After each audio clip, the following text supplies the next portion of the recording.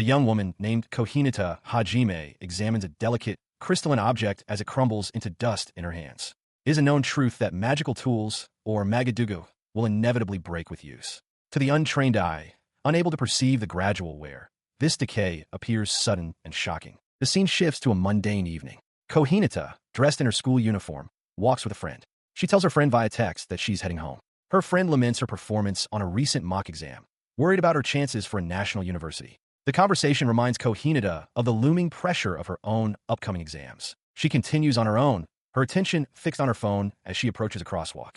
She muses that she'll be facing the same exam struggles next year. Her thoughts are interrupted when she notices that an artist she follows has just uploaded a new song. Suddenly, a male classmate, Oki, is walking beside her, also looking at his phone. He remarks that the comments on the new song are positive. Startled by his presence, Kohinata's attention is drawn away from her screen just as she realizes the crosswalk's signal has turned green. As they step into the street, the blinding headlights of a large truck rush toward them, illuminating their path with a sudden, harsh glare. In the aftermath, time seems to warp into slow motion. Kohinata lies on the asphalt, her phone slipping from her grasp. She realizes the common saying about one's life flashing before their eyes is a lie. Her only regretful thought is that she never got to watch the video. A voice cuts through the haze. Oki is shielding her body with his own, his face twisted in exertion as he shouts her name. Kohinata can only let out a startled cry, her eyes wide with shock and confusion. He tells her to calm down, reintroducing himself as Tanakura Jun, a student from her class known for being handsome, intelligent, and athletic, a perfect superhuman popular with the girls. As Kohinata looks around, bewildered by the glowing sigils on the floor beneath them, he explains that he was also hit by the truck. She struggles to understand where they are. Their confusion is interrupted by an approaching party. A woman in an attendant's uniform steps forward, formally stating that they have been waiting for the Yushisa, the Lord Hero. While Kohinata questions this, Tanakura's face lights up with triumphant realization. He clenches his fists, exclaiming, "I knew it." He is ecstatic, recognizing the signs immediately. He exclaims that this is an ISEKAI'D transfer, that they've been summoned to a game world just like he's always known. He calls out, attempting to open a status menu. Before them, a robed man with a circlet and another hooded figure observe. The man with the circlet asks which of the two is the hero, but his hooded companion admits he does not know. The ancient texts only foretold that a savior would appear in this room. In response to the question, he drops to one knee before the man, who is revealed to be King Maruto. Tanakura proudly declares that he is the hero. The king seems surprised that Tanakura knows his name. An attendant notes that the girl, Kohinata, was with him at their school. He then turns to Kohinata, excitedly telling her to try saying status open. Confused, she repeats the phrase as a question. He insists she must say it louder, with more conviction. With a desperate shout, she cries out the words, but nothing happens. As silence hangs in the air, a painful realization dawns on Kohinata. She understands now. She wasn't summoned. She was just caught in the crossfire of Tanakura's summoning. The king confirms her fear, expressing his pity. He notes that while being an accidental transferee is a known trope in fiction, he never thought it would happen to someone. The hooded man then delivers more grim news. They were not the ones who performed the summoning, and they have no way to send them back to their original world. When Kohinata asks who summoned them, the man explains it wasn't the work of humans. The room itself is a magical artifact that summons a savior whenever the demon lord is resurrected. Tanakura, meanwhile, is completely absorbed in his own status screen, invisible to Kohinata. He sees his stats, his level 1 status, and that he has already acquired holy magic, confirming his belief that he is the chosen one. He turns to Kohinata and begins explaining the world's mechanics, telling her that magical tools are like electronic appliances, powered by the magic within magic stones, and that they even have magical weapons and armor. His lecture is lost on her. Tears stream down Kohinata's face as she thinks about how she had tried to contact him. She wonders why she had to be brought to this place when she isn't a hero, when she's nothing at all. Later, in a private chamber, Tanakura asks if she's calmed down. She quietly apologizes and thanks him. He explains that the cup she holds is a purification tool for the water, just as a maid had told him. As she drinks, she tries to resign herself to her fate, thinking that even if she were back home, she might have failed her exams anyway. She tells herself she has to believe there's happiness to be found here, but her expression is bleak. He suggests they should get some sleep, as they have a busy day tomorrow. Their first task, he declares, will be to check her magical aptitude. He adds that if there's time, he'll teach her about the world, noting that while he already knows most of it, she knows nothing. With a cheerful good night, he leaves the room, the door clicking shut behind him. Kohinata remains seated, hunched over in the silence. The thought echoes in her mind. She knows nothing. She feels like a fool. She awakens in the ornate, canopied bed, the morning light confirming that the previous day's events were not a dream. With a groan, she sits up, wondering what time it is, and resolves to find a lavatory. As she wanders the unfamiliar palace hallway, She recalls Tanakura's directions, but the strange symbols on the doors are indecipherable, sparking anxiety.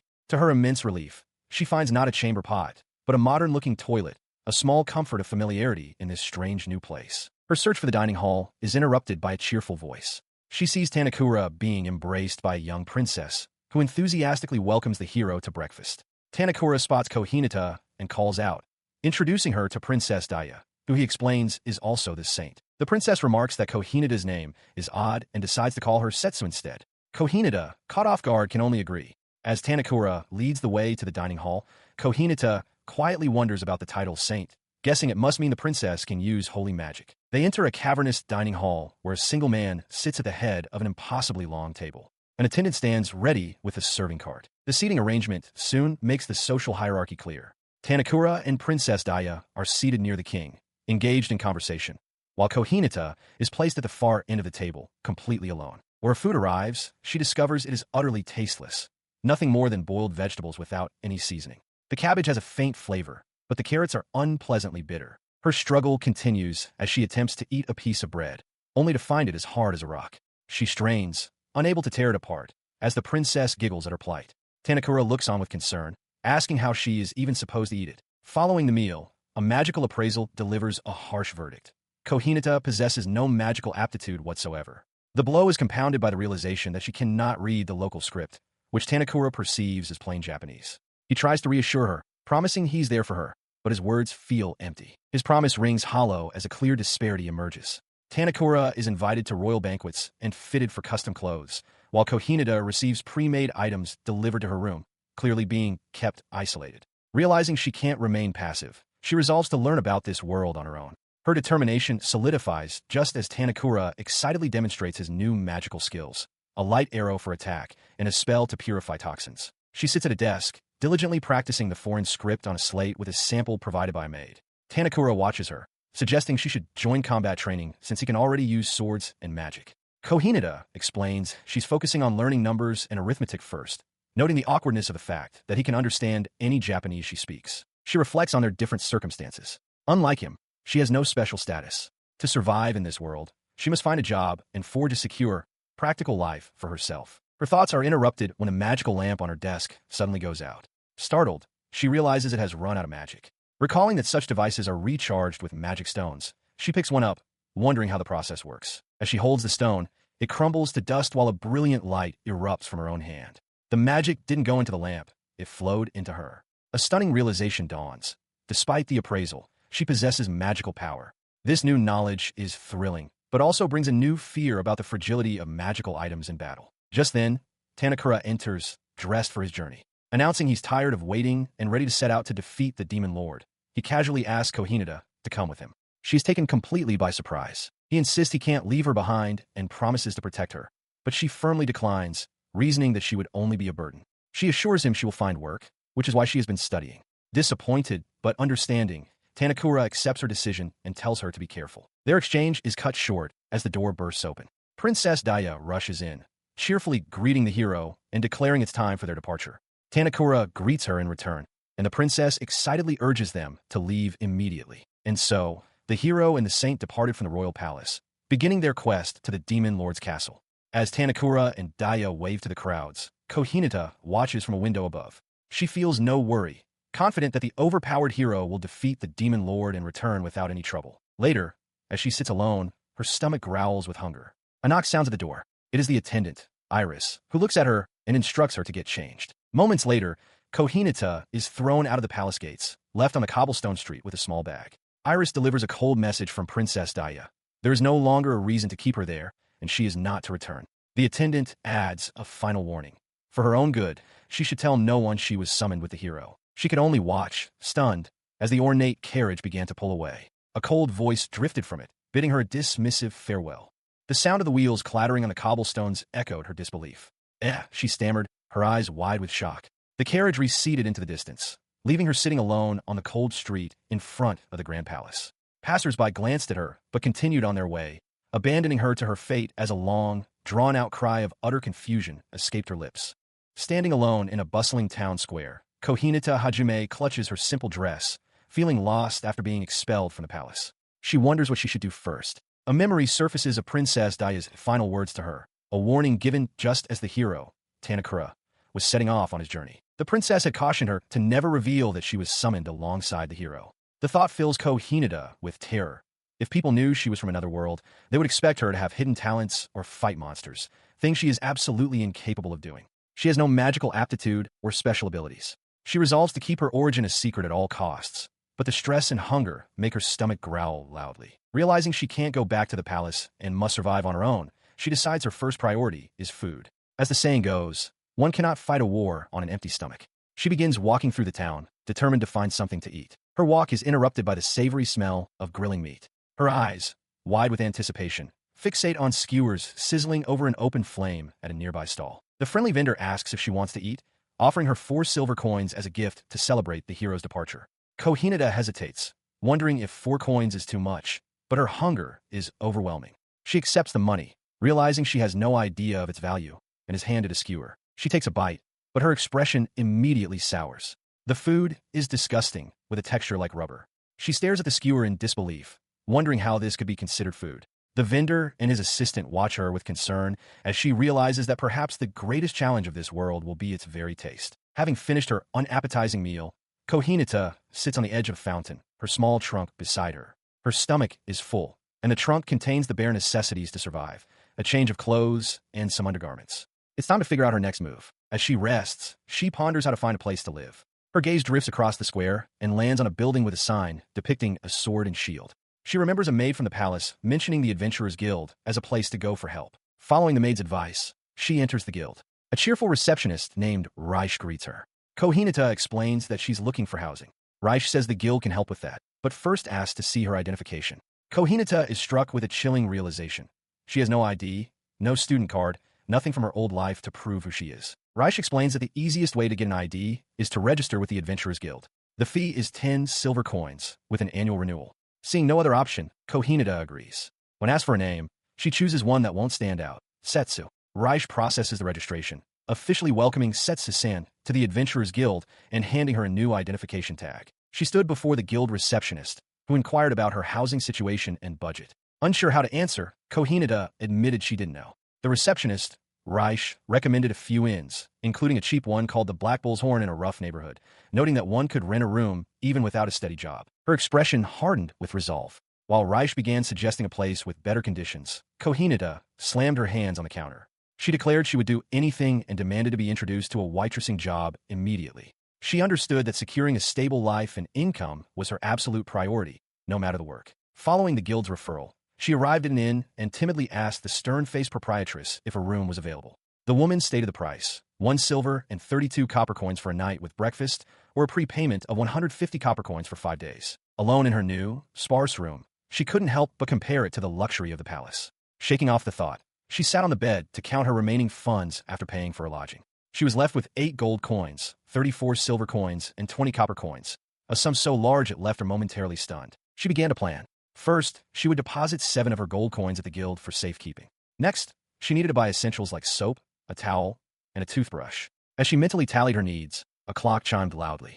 With a jolt, she realized she was late for a new part-time job and scrambled out the door, terrified of making a bad impression on her first day. As she rushed from the building, a young man suddenly grabbed her arm, calling out to her. It was Tanakura, her former classmate. He apologized for stopping her so abruptly, but his eyes were wide with recognition. She glanced back at the sign for her workplace, an establishment named the Fairies Hideaway, noting the cute name even though she couldn't read the script. Her reunion was cut short when a muscular woman with spiky hair shouted that she was late. Kohinata quickly apologized, explaining she was there for the job from the Adventurers Guild. The woman accepted, asking for a name. It's Setsu, she replied. With a simple, all right, the woman hired her on the spot to start immediately. Now wearing a simple waitress uniform, she stood frozen amidst the tavern's chaos as a customer called for service. Panic set in.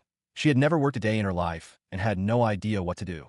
Her mind drifted to the inn upstairs, thinking how convenient it must be for patrons to simply drink and then go straight to bed. She cautiously approached a table where a large, bald, and muscular patron sat. He greeted the new girl with a friendly smile, commenting on her spirit. When she asked for his order, he requested roasted meat and an ale, a simple enough order. He noted that she wouldn't even need to write it down. She smiled, promising to be right back. As she turned away from the table, a man's hand suddenly grabbed her from behind, groping her rear.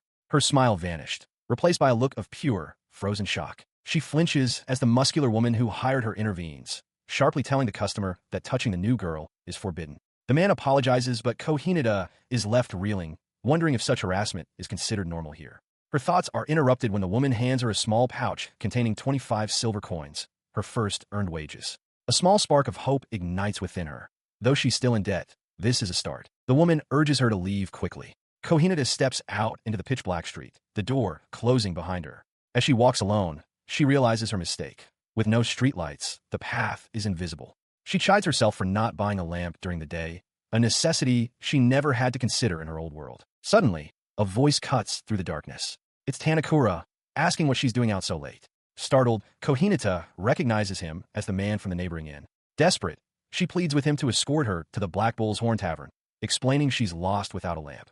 She quickly adds that even just getting her to the main road would be enough. He agrees with a simple, "All right, come on." Relieved, she thanks him and hurries to catch up. As they walk, she glances at him, thinking he looks like a drunkard. Upon reaching her inn, he tells her they've arrived. After she thanks him again, he dismisses it, telling the kid to get some sleep and asking how long she plans to stay there. As he walks away, Kohinada finally understands why Raish-san at the guild was so hesitant to recommend her job. She resolves to buy a lamp immediately so she never has to walk that dark path alone again. A week later, Kohinata stands in a proper waitress uniform. The muscular woman and a spiky-haired adventurer both comment that it suits her. With Tanakura looking on, the woman officially hires her, telling her she's counting on her. Then, she adds that Kohinata has been specifically requested by name, and from now on, she will be called Setsu. Her first named request is the large, bald man who had groped her on her first day. He grins, proudly declaring himself to be Setsu's very first customer. Another patron notes that he's the first customer for the second floor. Despite her mixed feelings, Kohinata feels a sense of pride, believing her hard work has been acknowledged. He leads her upstairs, explaining that he's a regular who usually just eats and leaves, which is why she'd mistaken him for a simple townsman. As they ascend to the second floor for the first time, she notes how much nicer it is than her own lodgings. The man tells her to come in, assuring her that the cleaning is handled by others and this line of work is better. Without warning, he seizes her from behind in a crushing hug. "What are you doing? Stop!" she cries out. He tells her he thought she was cute from the moment he saw her, and is glad to be her first. As he tells her to relax, and that he'll be gentle, the horrifying truth dawns on her. The real reason for Raish-san's warning, the true meaning of being the first customer. He throws her onto the bed. Her mind screams in terror. This isn't a normal inn, it's a brothel. "Stop!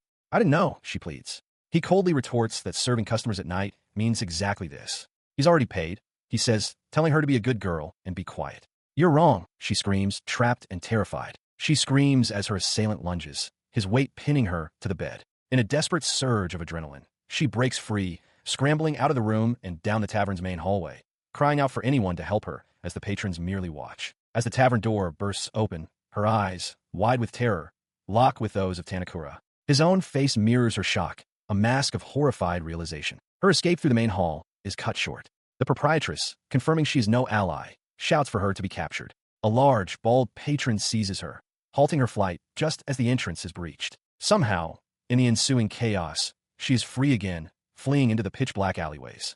Her feet catch on the uneven cobblestones and she tumbles to the ground, just as Tanakura catches up to her. He grabs her shoulders, his voice sharp but steady. He tells her to calm down, that it's him. He questions why she is out without a lamp, and warns her not to scream as she opens her mouth in panic. His presence finally registers, and the terror gives way to a flood of tears. He asks why she is crying, and through sobs, she confesses that the place she was working was a brothel, a fact she had been completely unaware of until that very night. He listens, initially calling her an idiot for her ignorance. He then tells her there's no need to go back, that she should just run away if she wants. She protests that it would be irresponsible, but he insists that her feelings are what matter. Making a decision, he tells her to wait there while he goes to sort things out. He instructs her to stay put and be quiet. With that, he drops his large travel pack on the ground beside her and turns back toward the tavern. He pauses, crouching to give her his lit lamp.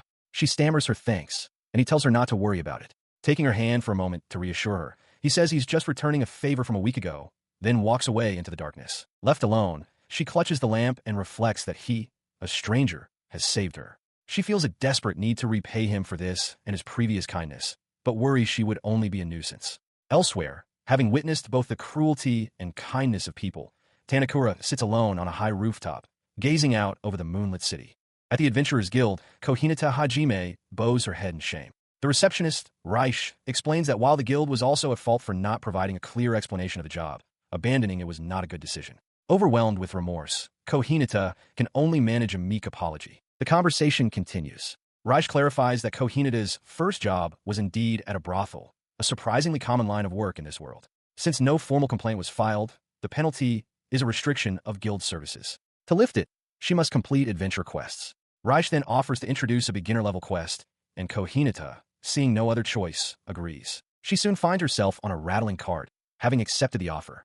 She formally requests passage from the driver. The quest is simple, gathering. She reflects that it sounds like a familiar and easy task, much like those in the game she used to play. During the journey, she is given a piece of bread for the road.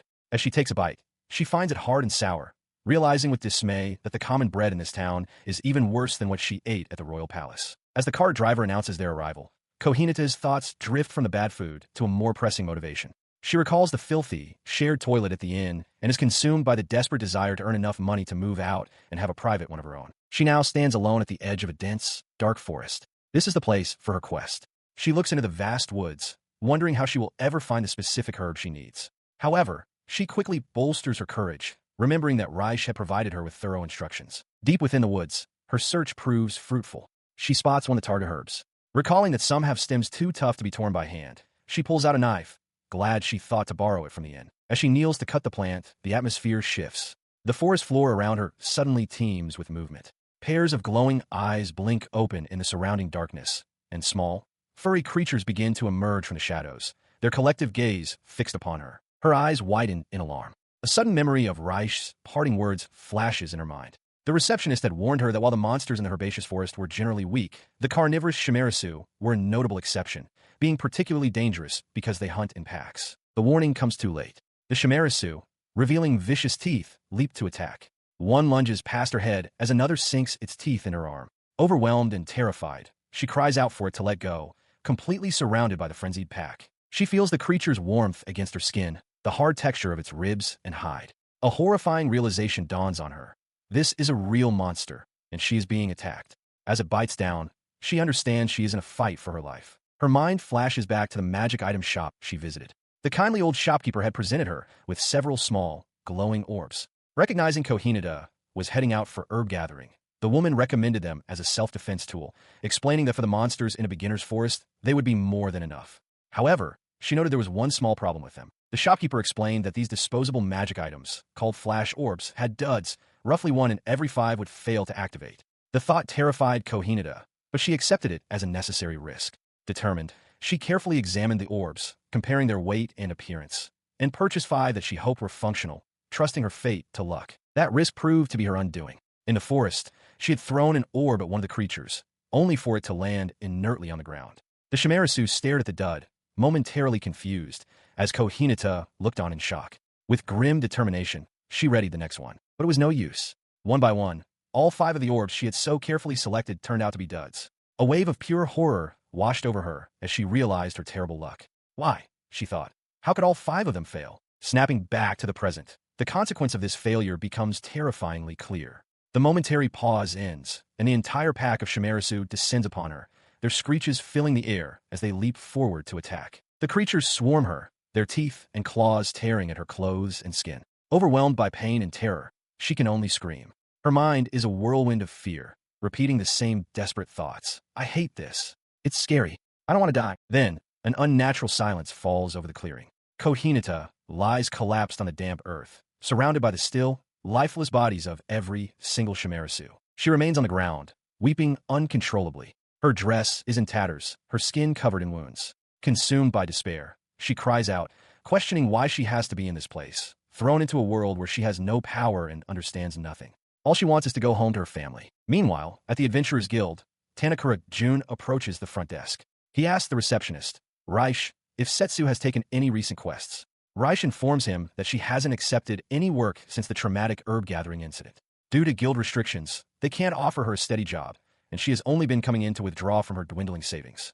Raish looks on with concern, wondering if there is anything at all they can do for her. The receptionist recalled the day she met the girl, Setsu, and the explanation she gave. Across the counter, Setsu sat anxiously, her hands clenched tightly in her lap. She had smiled warmly, addressing her by name. Setsu-san, she began. Would you be interested in working here at the guild? The girl looked panicked, immediately apologizing and insisting she couldn't perform the kind of work adventurers do. The receptionist, Reich quickly waved off her concerns, clarifying that it was an internal office job and perfectly safe. Leaning closer, she explained that they were currently looking for help. She admitted the pay was low, but reasoned that it was better than having no income at all, urging Setsu to at least hear the details before deciding. The receptionist detailed the tasks, sorting and counting magic tools brought in by adventurers. She confirmed Setsu knew of flash bombs, then mentioned other types like offensive firebombs. Reich explained that a staff member had recently left, and with an increase in monsters, the volume of incoming tools had grown.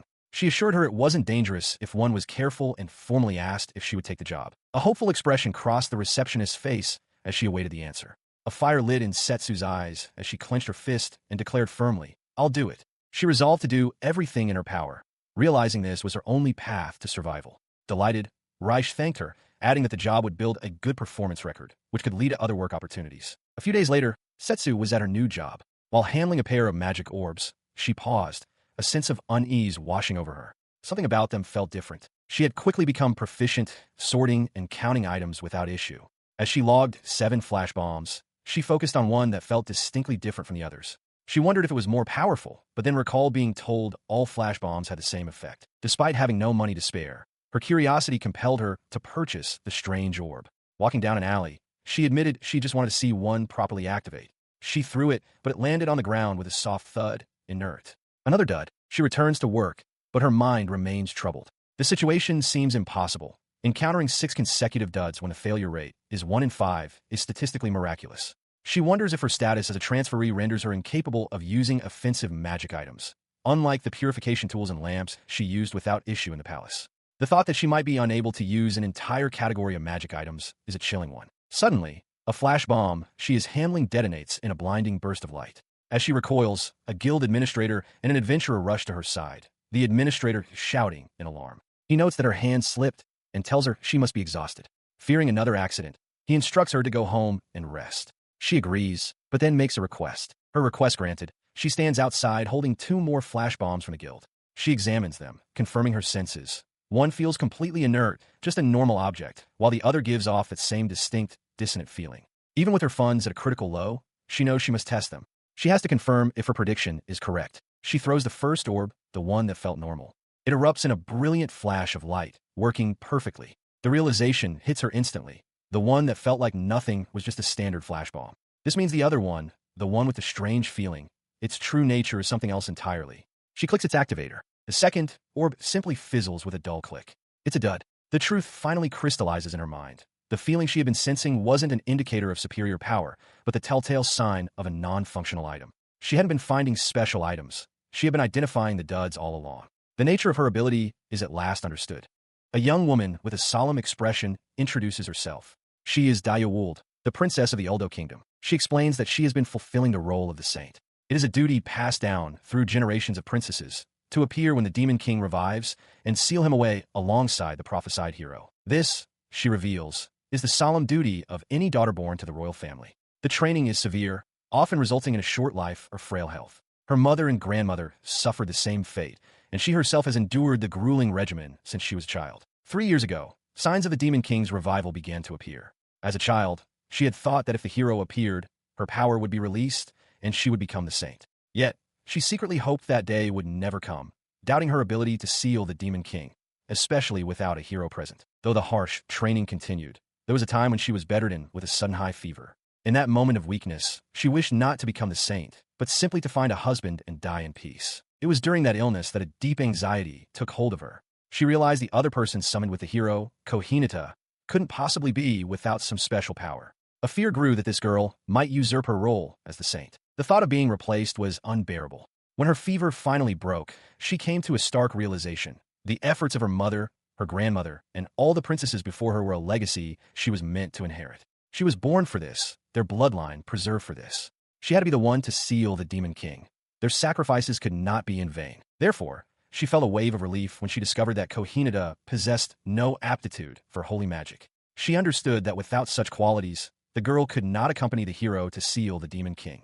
It became clear that the hero intended for Daya to join him on his journey instead. Following the hero's departure, Daya acted decisively. She had Kohinata expelled from the royal palace. As a precaution, she arranged for the girl to be watched, ensuring that if she ever did awaken to the saint's power, word of it would never reach the hero's ears. She had driven her out, A suitcase and a pouch of coins were all that was left. As the name Daya hangs in the air, her face is a mask of grim, unwavering resolve. Elsewhere, the hero, Tanakura Jun, travels by cart with a female companion. He declares that they will only ride to the next town, asserting that a true hero must journey on their own 2 feet to grow stronger, level up, and gain new skills. Meanwhile, at the Adventurers Guild, Kohinata makes her case to the receptionist, Reish. She insists that she can identify faulty flash bombs, even though it sounds unbelievable. Kohinata recounts how 5 flash bombs from a quest were all duds, and 2 more she found while sorting also failed, concluding it's too frequent to be a coincidence. Reish, intrigued,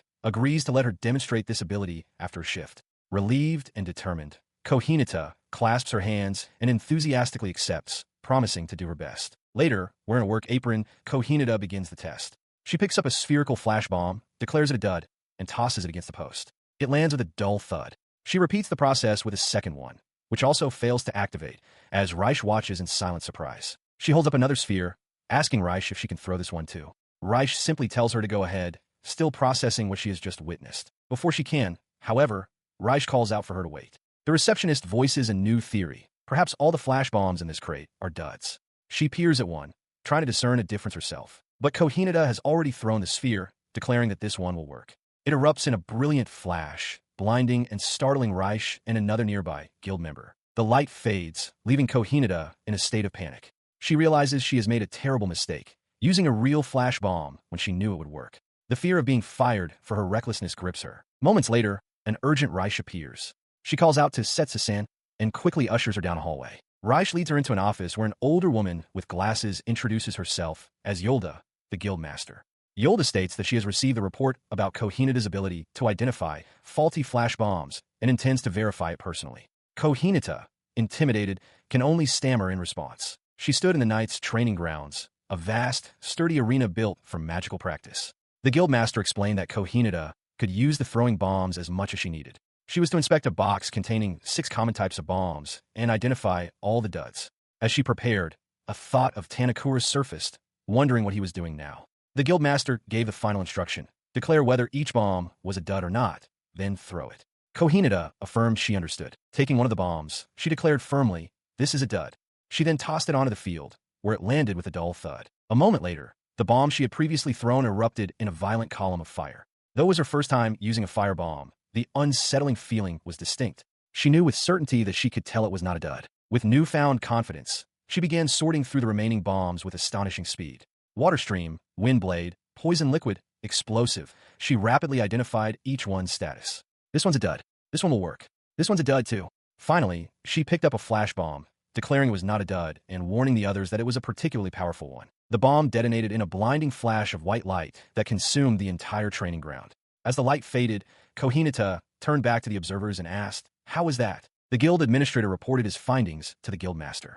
Kohinata's success rate was a perfect 100%. He added that the overall dud rate of the batch was approximately 20%, which aligned perfectly with established theory. The guildmaster nodded, stating that this decided it. As Reish inquired about the result, the guildmaster looked directly at Kohinata.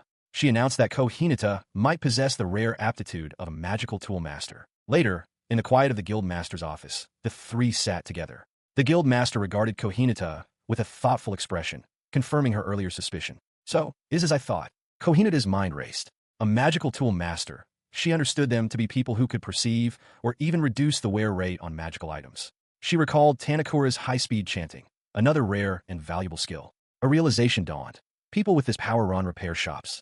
These shops are rare, found only in the capital, and their services command extremely high prices. The thought of earning so much money was intoxicating. Her eyes, sparkling with ambition, she eagerly asked the guild master if this meant she could become a repairer. The guild master's response was gentle but firm. It will be difficult. Kohinata's ability was not to see an item's wear rate, and she didn't possess the skills to perform repairs. The truth sank in, and Kohinata's excitement instantly vanished. She panics internally as the guild master, Yolda, puts forth a proposal. Her mind races with fears of being summoned to the royal palace to prove her talent, a situation she imagines could end with her execution for displeasing Princess Daya. Yolda, however, reassures her that for now, this is just a suggestion and they can proceed without involving the state, as she is still only working with a hypothesis. Despite her fears, Kohinata looks up with renewed determination. She declares that she wants to work here, at the guild, performing the dud sorting job, making it clear she has no desire to be sent to the royal palace. Her thoughts immediately turn to practical matters, and she asks about the compensation. The offer is 60 silver coins per day. The amount stuns Kohinata. It's equivalent to 2 full days of rent at her current inn. Overwhelmed, she reminds herself to listen carefully to avoid making another mistake. Raish expresses her belief that Kohinata's work will save many lives. The guild master elaborates, explaining that the guild's priority is adventurer safety. Reducing dud items will lower injury rates, allowing adventurers to take more quests. This, in turn, increases the flow of spoils, benefiting both the adventurers and the guild. Raish expresses her delight at working together, and Kohinata formally accepts. The guild master points out that she could likely earn more at a merchant's guild or magic tool shop. Kohinata, however, remains firm, stating she prefers to work in a trustworthy place for a steady income. Pleased, Yolda finalizes the agreement, deciding to keep Kohinata's role confidential for now. With that, she officially welcomes Kohinata to the team. Sometime later, Kohinata lies in her bed, basking in the simple joys of her new life. A steady daily wage, no overtime, and a day off each week. A feeling of pure happiness washes over her, but it is shattered by a loud, insistent banging on her room door, startling her. The innkeeper stands at her door with breakfast, gruffly warning her that if she misses a meal in the dining hall again, he won't bring it to her.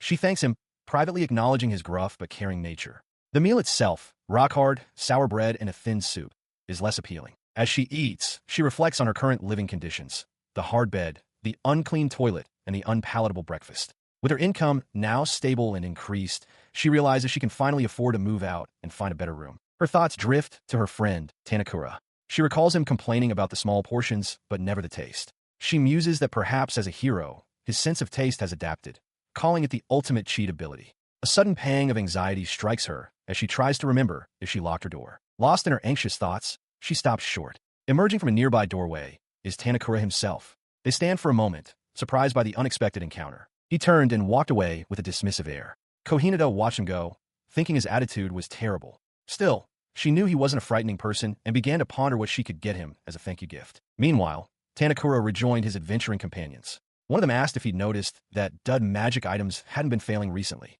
The other adventurer agreed, saying he'd thought the same thing. The first then brought up a rumor that throwing bombs purchased in the capital don't misfire at all, a claim his muscular companion met with skepticism. Listening from nearby, Kohinata internally gloated that it was all thanks to her, though she couldn't say so aloud. She conceded that the failure rate wasn't completely zero. As the adventurers reacted with surprise, one exclaiming that the rate was indeed zero, she quietly resolved to buy back all of her remaining throwing bombs. Back at the guild, Raish praised Kohinata, noting her growing reputation. As the receptionist offered her a plate of cookies for a break, Kohinata had a grim realization.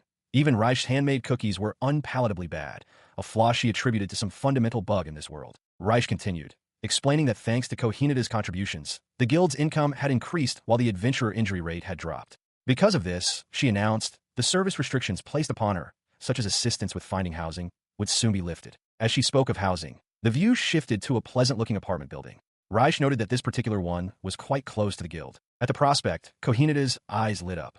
She eagerly pleaded with Raish to introduce her to an apartment, explaining her desire for a safe place to live. Raish was taken aback by her sudden intensity, but Kohinata knew she had made the right choice. The deciding factor was revealed, a pristine, modern flush toilet. The realization that the apartment had a private toilet, not a shared one, brought tears of joy to her eyes. She would no longer have to endure unpleasant trips to a communal facility. Looking over the details, she confirmed that while the rent was a bit high, it was manageable with her current salary. The toilet was the ultimate selling point. She vowed to keep it sparkling clean, even without modern cleaning products. Her life was finally getting on track, and a surge of motivation filled her. She thought of buying cleaning supplies, then corrected herself. A bed and new clothes had to come first. As birds chirp on the rooftop, Kohinata Hajime jolts awake in her new bed. A sudden, stark realization hits her. There is no breakfast. She remembers moving into this new apartment. In her old world, her mother always made her meals. Even at the palace and the inn, breakfast was always provided. She realizes with a flush of shame that she had taken such a basic thing for granted, having been preoccupied with matters like the toilet. But then, a new thought emerges. Her new place has a kitchen. She could cook for herself. Her resolve is immediately met with obstacles. She has no cooking utensils and no ingredients. Her first instinct is to just eat at a restaurant before work, but another complication arises. While her room has a water tap, it requires a special magic tool to function. For now, she must fetch water from shared well. The truth of living alone settles in.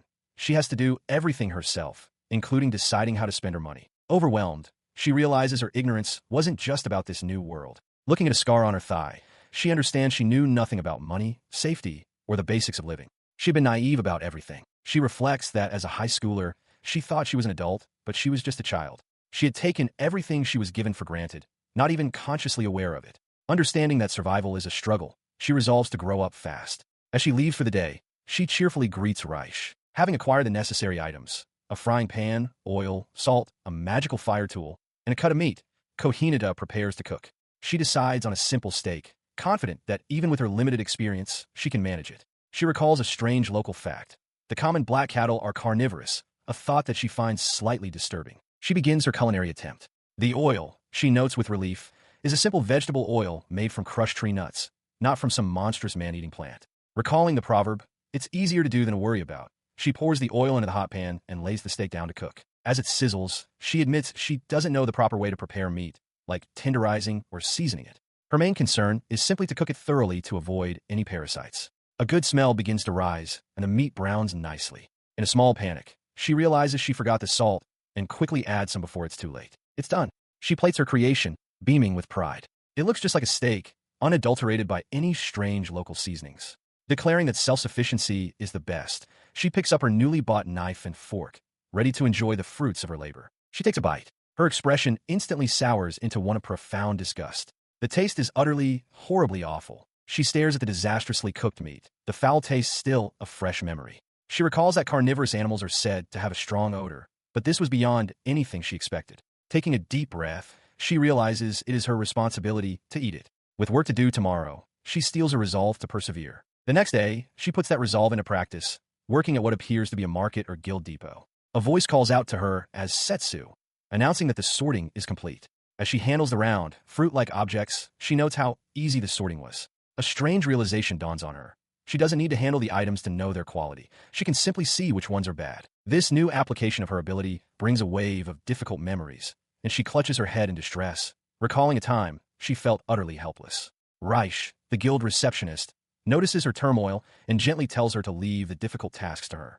Seeing Kohinata's gratitude, Reich smiles warmly, pleased that she could help her new friend, Setsu. As they walk through the city, Reich explains that a large quantity of magic tools are being brought in. She clarifies that while it isn't an emergency, it's related to the trouble caused by the unpurified magic stones some adventurers bought. Reich reassures a startled Kohinata that her appraisal ability has been a huge help in preventing further incidents, much to Kohinata's flustered surprise. She continues to explain that Kohinata's ability to distinguish the unpurified items has made their work significantly faster. The guild master is already considering long-term countermeasures, but for now, Reich states they will continue to rely on her help. Kohinata listens intently, absorbing the weight of her new responsibility. Her words resonate deeply with Kohinata, who flashes back to the sight of a fallen adventurer, harmed by one of the very items she can now identify. The realization that this is a matter of life and death fills her with fierce determination. She declares that she will take on everything, from sorting the items to assisting the other staff, vowing that no one else will suffer that fate. Later that evening, her work finally done, Kohinata walks through the moonlit streets. The guild staff had helped her with the remaining tasks. She finds a butcher and learns that cockatrice meat is a common, everyday food. Purchasing some, along with oil and salt, she feels ready for a culinary rematch. Returning to her apartment, she feels her internal magic reserves are depleted, a reminder of her hard work. She knows she must rest to replenish them for tomorrow. Inside, she prepares for her meal, taking out a small, lantern-like magic tool. She examines the device, which appears old and covered in soot. For a moment, she worries it might be broken. As she taps it, a crack suddenly appears on its surface, and a brilliant light spills out from within. The light intensifies, filling the room. Kohinata's worry melts into a bright smile. She had thought for a second it was just another mistake, but the lantern works perfectly. With her light source secured, she is ready to begin. She felt a wave of sleepiness wash over her, deciding to use the toilet before bed and leave the cooking for the next day. However, as she reached for the handle, she found the door to the lavatory stuck. Inside, she discovered the problem. The toilet's water wasn't flowing. A quick inspection revealed a crack in the magical device that operated it.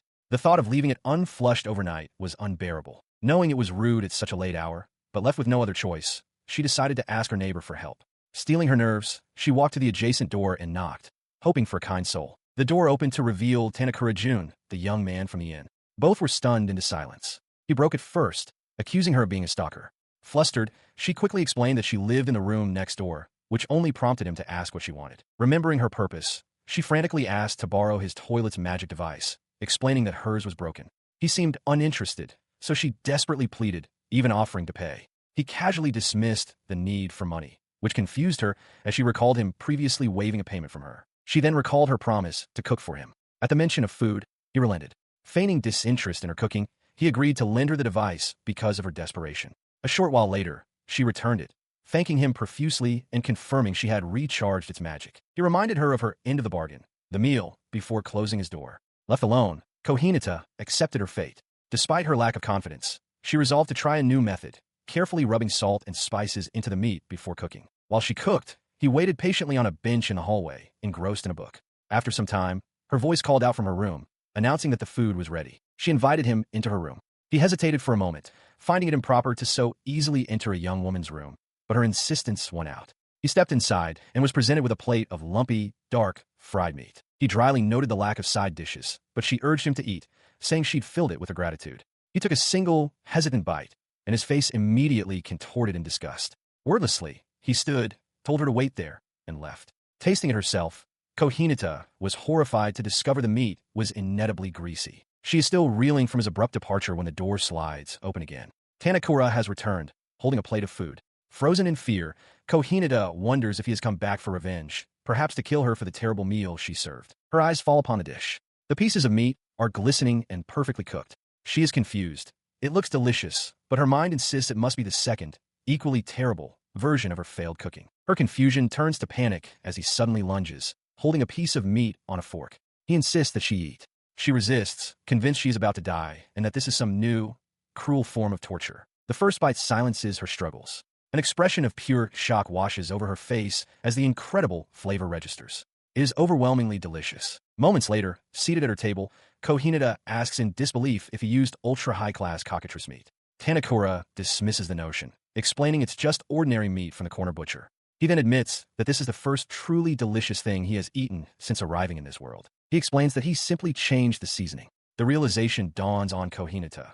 He took her culinary disaster and, with a simple adjustment, made it not just edible, but magnificent. She takes another bite, savoring the crispy exterior, the tender meat, and the fragrant aroma. Seeing her enjoyment, Tanakura pushes the plate towards her, telling her to eat as she pleases. Amazed, she asks why he isn't eating the food he went to the trouble of fixing. With a relaxed expression, he simply states that he will eat. As they finish the meal, Kohinata gushes about how delicious it was. She asks how he can cook so well, blurting out that even the food at the royal palace was terrible in comparison. She catches herself before saying more, but Tanakura's thoughtful expression suggests he heard her slip. With the meal concluded, Tanakura announces he is returning to his room. Kohinata quickly stands, insisting she must repay him for his help, but he waves it off, telling her it's fine and that he is just going to bed. She rushes towards the door he just exited, her voice filled with gratitude. She calls out that the meal was truly delicious and insists that if there is anything at all she can do to repay him, he must tell her, as she is willing to do anything. A sudden realization strikes her. They haven't even exchanged names. She calls out again, asking for his, before offering her own. I'm Setsu. From a hallway, Tanakura pauses, his expression unreadable. He quietly utters a single name, Ruka, just as the door clicks shut between them.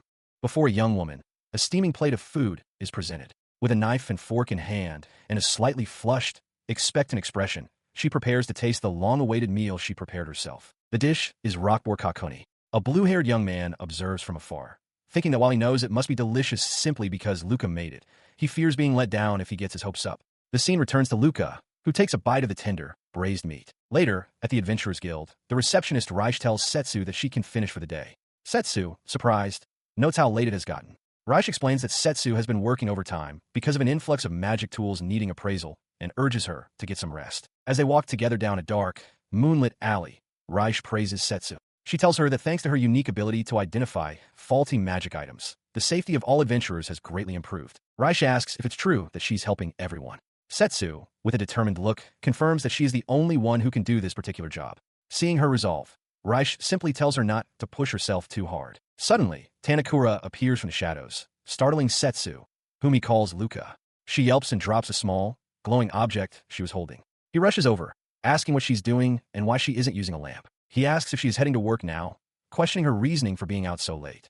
Pointing towards the sky, he remarks that she can probably see well enough because of the moonlight. Setsu seems to hesitantly agree. He turns and begins to walk away, musing that not everyone works during the daytime, and that his and Luca's daily schedules must be completely different. From behind, Luca calls out for him to wait. She quickly catches up, her expression bright and earnest. She tells him that the meal he cooked for her before was incredibly delicious and asks if he could teach her how to make it. He looks at her, slightly taken aback, and clarifies if she wants him to cook it. He realizes she means the rockboard dish. He agrees, stating that making a meal for 1 or 2 people is the same amount of effort, and offers to cook rockboard kakuni for her tomorrow. He adds that the butcher mentioned the meat is tough but tasty when stewed.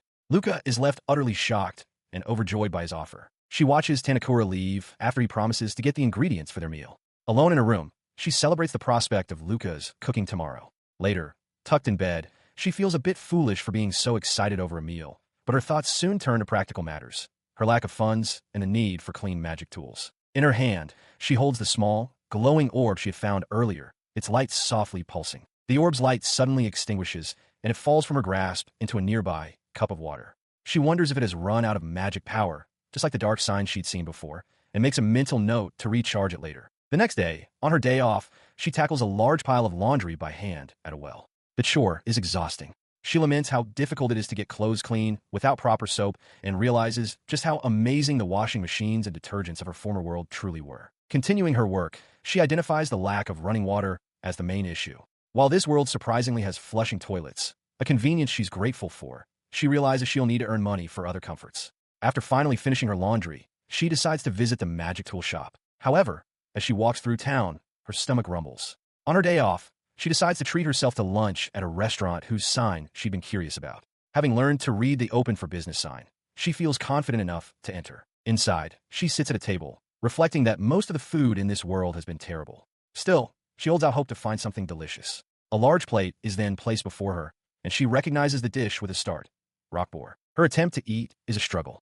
The meat is so incredibly tough that her knife can't even cut through it. She tries to chew a piece, finding the experience to be an ordeal. This miserable meal solidifies her resolve. She worries that even she won't be able to make the rockboar meat Tanakura brings taste good. Having abandoned her lunch, she arrives at the magic tool shop. The proprietor greets her, asking if she's there to buy more throwing bombs. She shakes her head, explaining that today she's looking for a water-related magic tool. The man happily presents a small, box-like device, explaining it's a standard kitchen model. He describes how a switch causes water to flow from an opening, which can be connected to a faucet. Lucas stares at it, baffled, wondering if it teleports water from somewhere else. She examines the 3 water-generating magic tools the shopkeeper has in stock. When she asks about their differences, the man explains it's merely a matter of personal preference for the pattern.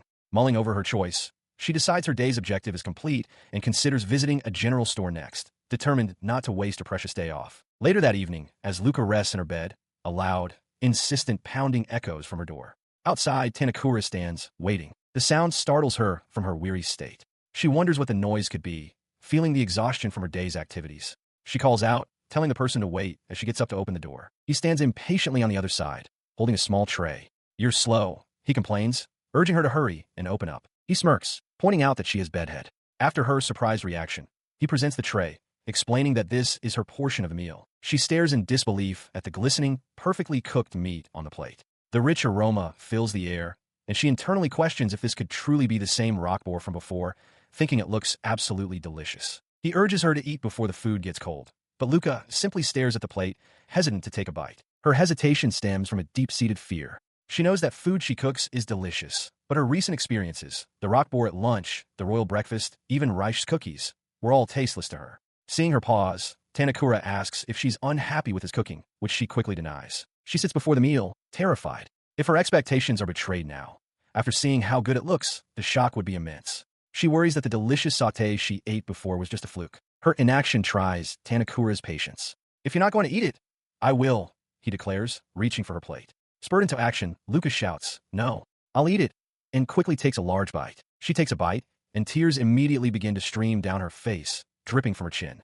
The flavor is overwhelming, a profound and emotional shock. Her sudden weeping startles Tanakura, who sits across the table. He stares, bewildered, and demands to know what is wrong. Through her sobs, she explains that it's nothing bad. She is crying simply because it's so delicious. Tanakura remains confused by her extreme reaction. He himself recognizes the nostalgic taste of soy sauce, something he never thought he'd experience in this world, and wonders if the sweetness comes from urine. The thought occurs to him that if soy sauce exists, perhaps miso does as well. Composing herself, Luca asks where this kind of food is from. Tanakura explains it's from his hometown. A bright, hopeful smile spreads across Luca's face as she realizes this means that if she travels to other places, she can find food she can actually enjoy. Her hope renewed, she excitedly asks if he knows about rice. Tanakura is surprised she knows the word, confirming that rice does exist, but it is not available in their current location. Luca is thrilled just to know that rice exists and that she might be able to eat it one day. Tanakura adds that he has eaten it before, but it was in a place quite far from here. He brushes it off, saying it was just a side trip, but his casual confirmation means the world to Luca. With tears of joy still welling in her eyes, she gives him a heartfelt thank you. Tanakura looks out towards the horizon, contemplating Luca's desire to find a place like her hometown where she can eat rice. Meanwhile, Luca sits with newfound resolve, determined to work hard here until she can gather the courage to venture out of the city. Now cheerful, Luca asks him to teach her the recipe for this flavor she loves so much. Tanakura bluntly refuses, stating that it's a secret. She immediately panics, wondering if the reason is that the ingredients are prohibitively expensive. He clarifies that he has no intention of telling her, but he makes a counteroffer. If she provides the money, he will procure the ingredients and cook for her. He assures her it's not that expensive, and Luca ecstatically agrees to the arrangement. She looks down, apologetic, promising not to ask any more questions. Tanakura, seeing her dejection, simply tells her he will cook for her again. Her spirits lift instantly, and she eagerly asks if he's serious. He confirms, but sets a condition. He'll only cook when he's at home, and she must stop questioning him. Luca readily agrees. Tanakura then reveals he knows she works at the Adventurers Guild, noting that he sees her coming and going every morning and evening. He comments that it doesn't seem like her kind of work, surprising her with his knowledge. She marvels at his perceptiveness, comparing him to a detective. Curious, she asks what kind of work he does. He explains that he's essentially a hired guard. Luca is impressed by this revelation, concluding that he must be strong, even though she has never seen him carry a weapon. His expression hardens as he holds up a knife, asking if she is satisfied. He states that it's getting late, and he should be returning soon. Before leaving, he offers her a pouch of money, explaining it's for the meal she provided. The following day, fueled by the meal Tanakura prepared, Luca is brimming with energy. She declares that her motivation is at its maximum, and she's ready to work without a break. Though the task ahead seems endless and tiring, she resolves that she cannot afford to slack off. While she's focused on her work, a voice suddenly calls out to SSS, startling her. It is Raish, who tells her to get up because the next task is laundry. She then instructs Luca to help her hang the washing, revealing a line of freshly laundered, frilly undergarments. After finishing the laundry, she finds herself sorting through crates of ornate, egg-like items alongside Raish. When Luca asks what they're doing, Raish explains that Luca is the only one who can identify the duds among them. Left to the task, Luca meticulously inspects each item. Suddenly, her eyes widen in shock as she holds one up. She has found a dud. On a forest path, a young man named Ruby and Princess Daya are stopped by a group of rough-looking men. The leader, identifying his group as hero hunters, gives them an ultimatum: surrender all their belongings or die. Ruby, sword in hand, coolly asks who they are, while Daya looks on with concern. He calmly explains that he has heard stories of how the hero is welcomed everywhere on their journey to defeat the Demon King, even receiving free food and lodging in villages along the way. Daya adds that because of this generous treatment, it's only natural for imposters to appear. She mentions that she was already planning to devise countermeasures once they reach the next town, as a group of bandits listens in. She then passionately declares that Ruby is not a self-proclaimed hero, but the real one. The bandit leader scoffs, noting that since they claim to be heroes, their equipment must be valuable. He states their intention is to take it all as punishment for their supposed lies. The leader smirks, remarking that everyone says that at first. He and his men advance on the pair, ready for a fight. Suddenly, a fierce-looking young woman with cat-like ears and teeth appears from the side, her eyes wide with manic energy. She snarls that she is the stronger one here. Her sudden appearance throws the bandits into disarray. The leader, now looking frightened, tells the cat girl not to make such a scary face, but warns that if she resists, they will have to punish her. As the cat-like warrior lunges into the bandits with blinding speed, Ruby urgently shouts for Daya to get back. The warrior becomes a blur of motion, striking down one of the men, who cries out in pain. The battle is swift and one-sided.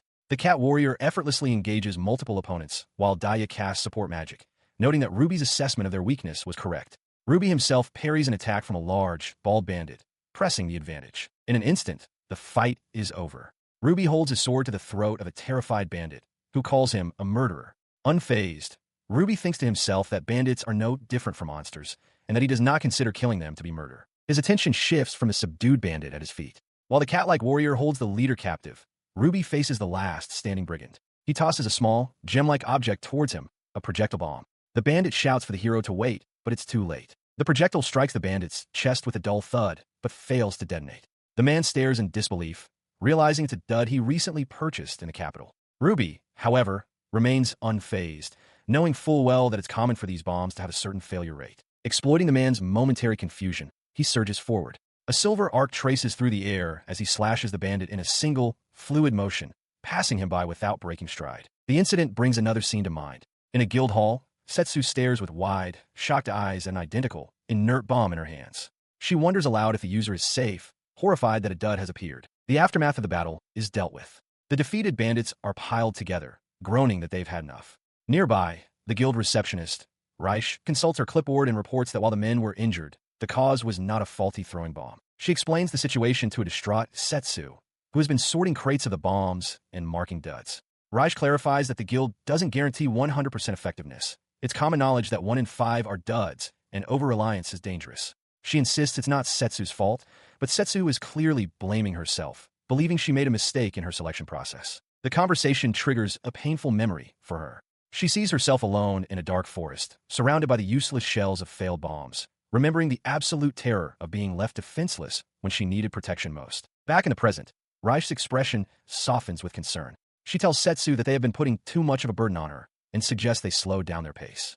She asks if this means Setsu won't sort through all of them, but Setsu looks up, her eyes filled with a desperate fire. No, she insists, her voice trembling but firm. She declares that she can do it, that she will do all of it, and she will do it without making a single mistake. The receptionist gently takes Setsu's hands. She tells her that it's precisely because Setsu doesn't want anyone to get hurt that she, in turn, cannot stand by and watch Setsu hurt herself any further. Reich explains to her that it is physically impossible to check every single bomb.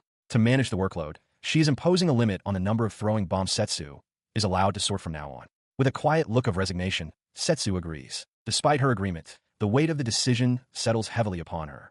She rests her face in her hands, her expression weary as she sits before a board of guild notices, the long hours clearly taking their toll. As a result of the new limits, her daily routine has changed. The number of bombs she sorts each day has decreased, allowing her to finish her work before closing time and even find time to help with other tasks, like changing out notices on the guild board, a chore she hasn't done in a long while. Even with the lighter workload, her mind remains troubled. She recalls pleading with Reich to let her sort more, only to be firmly refused. This leads Setsu to question the very meaning of her efforts, wondering if there is any point when duds still exist. To her, a world with even one faulty bomb is no different from a world with many. Her thoughts drift.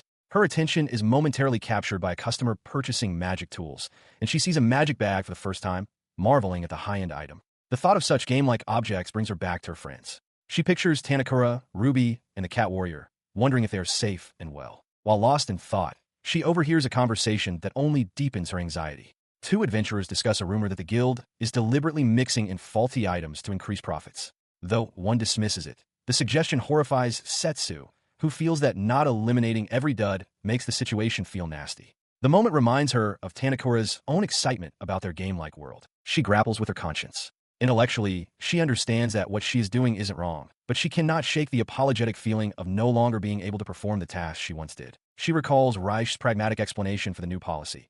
If the number of duds in circulation increases, people in the capital will buy fewer throwing bombs. Consequently, the number of bombs brought to the guild will also decrease, ultimately reducing Setsu's workload. But this long-term logic offers little comfort. Reich had told her to wait for a time when a good balance would be struck, but Setsu is left wondering if she must endure this murky, unsettled feeling in her heart until that distant day arrives. The mental strain is now compounded by physical exhaustion. Back in her room, she stretches a painfully sore arm. While her work schedule has eased, the physical toll of her past overexertion has come due.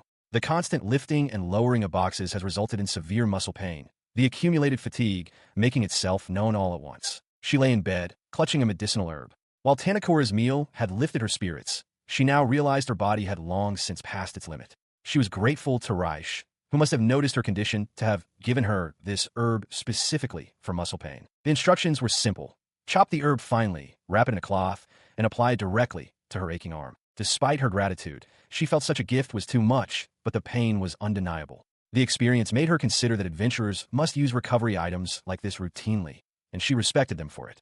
She recalled hearing about potions, but also that they were expensive. She resolved to look for some on her next day off. With this new goal in mind, she ventured out.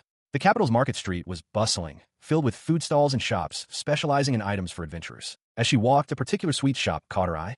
She remembered Reich mentioning she liked it and decided to buy a thank you gift feeling she was always indebted to the receptionist's kindness. Just as she turned to head towards the shop, a hand grabbed her arm, stopping her in the crowded street. A familiar voice called out, "Luca!" She turned to see Tanakura, a look of concern on his face. He looked down at her, asking where she had been for the past few days, as he hadn't seen her at all. His intensity was startling. "You're my girlfriend, you know," he stated bluntly. Setsu flushed, shocked, before he quickly corrected himself, insisting that wasn't what he meant. He was just waiting for her to cook for him again. He explained, chiding her for being so stubborn. As they began to walk together, she thought to herself that while she was happy he wanted her cooking, she was even happier just to be able to talk with him. In this new world, he was the first real acquaintance she had made who was her own age. He asked if she was out shopping, then stopped. "All right," he declared. "I'll cook for you tonight." She stared in disbelief, then beamed with joy. He clarified it would be something simple since she was tired, but she ecstatically replied that she would eat anything he made. She is taken aback when Tanakura announces they will part ways here. Confused, she asks why, offering to accompany him and at least help carry his things since he is treating her to dinner later. He simply waves goodbye, leaving her to ponder how secretive he is. As he departs, she notes that his mysteries only seem to deepen, but she is relieved that he at least waved back. She inwardly acknowledges that pressing further would have been a mistake and looks forward to seeing him again that evening. Back in her room, having successfully purchased a recovery potion, Setsu decides there is no time like the present to test it out. She prepares to drink it. Though she anticipates it will taste awful, she resolves to down it in one go, bringing the small vial to her lips. The taste is an immediate shock. It is intensely sweet, like a child's cold syrup. The thin liquid clings to her throat, making her gasp for water before she finally catches her breath. Having recovered from the potion's surprising flavor, she glances at her reflection. Realizing there is still plenty of time before dinner, she decides to pursue another matter. Her thoughts drift to the potion's effects, wondering how long it will take to be absorbed. Her attention then shifts to a collection of purification magic tools she had purchased the previous week. She spreads them out on the table, 20 glowing orbs in total. She focuses on a recent phenomenon she has been observing. Some of the magic tools appear to have a blackish tint. Holding one up, she resolves to uncover the truth behind this. She continues her inspection, realizing that what she once dismissed as imagination has become consistently visible now that she is consciously looking for it. The intensity of the blackness varies from one tool to the next, and even newly purchased items show this difference. She concludes it must be related to some property of the tools themselves, not just the amount of magic they contain. The supply chain for these items is well established. Magic tools are found in dungeon chests or taken from defeated monsters. Adventurers gather them on quests, the guild buys and sorts them, and then they're sold to various magic tool shops. She lines up the magic tools on her table, arranging them by the intensity of the blackness she perceives. If her hunch is correct, she thinks the darkest one should run out of magic almost instantly. With determination, she activates it. The tool shatters instantly. Startled, she realizes this must be the depletion rate she's heard about. She recalls Tanakura explaining that the more a magic tool is used, its depletion rate increases until it eventually breaks. He had also mentioned that this state is invisible to most people, with only repair shops able to confirm it. She understands now. The tool broke because its depletion rate had reached its maximum. She muses that there must be variations even in the initial condition of items, making it frightening to think one could break right after purchase. Deciding to continue her experiment, she picks up the second darkest tool to test it next. It too shatters upon activation. Confused, she wonders why. Did the blackness increase just before it broke? Is the magic power decreasing? She theorizes that it probably would have run out of magic on the next use. The question remains, is the depletion rate directly related to the amount of magic power? Deciding to change her approach, she resolves to test a new hypothesis. She will take another darkish tool and attempt to charge it with a magic stone before using it.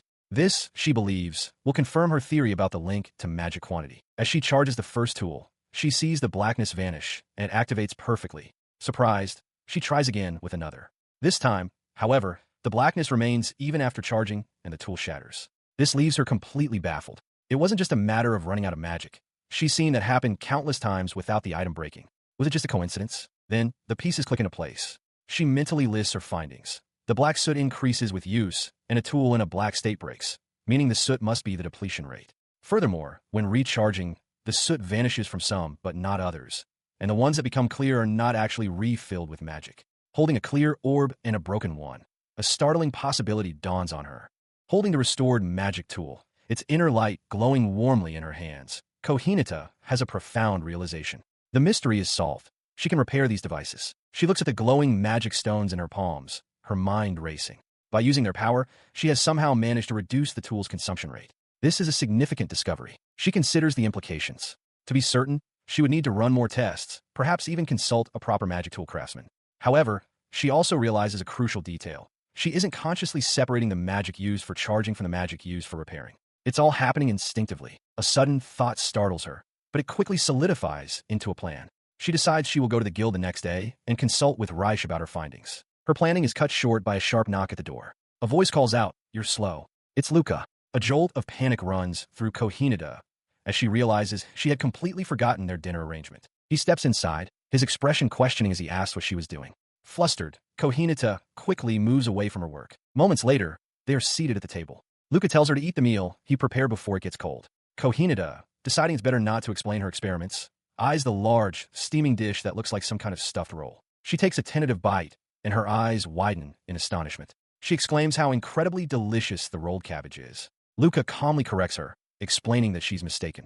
It isn't a vegetable at all, but the skin of a creature known as a zucchini. The name zucchini conjures a whimsical image in her mind, a small, adorable, cat-like creature purring affectionately. Her pleasant daydream is shattered as Luca continues his explanation. He describes how one skins the creature, minces its flesh, and then wraps the meat back inside its own skin to cook it.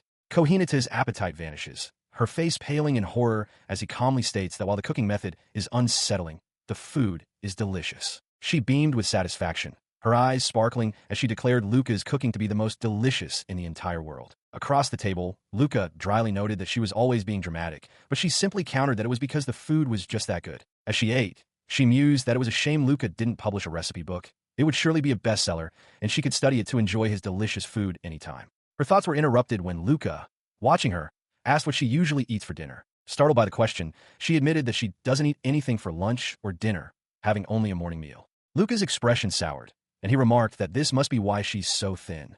The comment was strangely familiar, reminding her of something she'd been told back in her own world. He continued his lecture, warning that she would eventually collapse if she kept this up, stressing that her body is her capital for work. He insisted she at least eat a salad, as even raw vegetables would be better than nothing.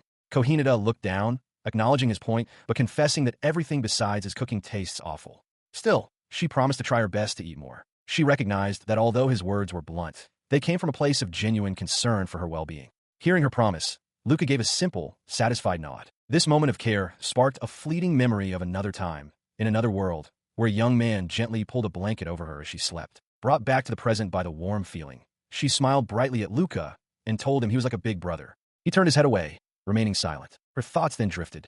She realized Luca hadn't brought a chair today and deduced he must have noticed the new scratch marks near the door from the guest chair she'd bought. She marveled at his sharp, detective-like observational skills, which renewed her own motivation to do her best. Putting that resolve into action, she presented herself at the Adventurers Guild. Before a stunned Reich, Kohineta proudly confirmed that she could now perceive a tool's consumption rate and had even successfully repaired the item. Reich could only stare back, utterly shocked. Brought before the guild master, Yolda, Kohineta is questioned about her newfound abilities. Flustered, Kohineta clarifies that she has only tested her repair skill on purification magic tools, but she can indeed perceive the accumulated consumption rate in other items. Reich listens, surprised by the mention of repair. Yolda considers this, finding it peculiar. She notes that the aptitude for being a magic tool engineer typically manifests in childhood. She theorizes that Kohineta's constant exposure to magic tools at the guild may have awakened a latent talent, especially since she supposedly comes from a rural area where such devices are scarce. Kohineta flinches, the assessment hitting close to home. Her mind races with panic. She realizes Yolda's description, a person with no identification, ignorant of the world, suddenly developing abilities, perfectly fits a common trope. The thought that she is unwittingly being cast into such a role is startling. The internal spiral is cut short as Reich turns to her with an oddly formal tone, thanking her for all her work at the guild. The sudden gravity of the statement leaves Kohineta utterly bewildered. Yolda then explains the reason for Reich's somberness. She states that by law, anyone with the special aptitude of a magic tool engineer must be registered with the state and work for the nation. If Kohineta were to officially take on this role, she would have to leave the guild, as it has no duties for such a specialist. Horrified, Kohineta immediately refuses.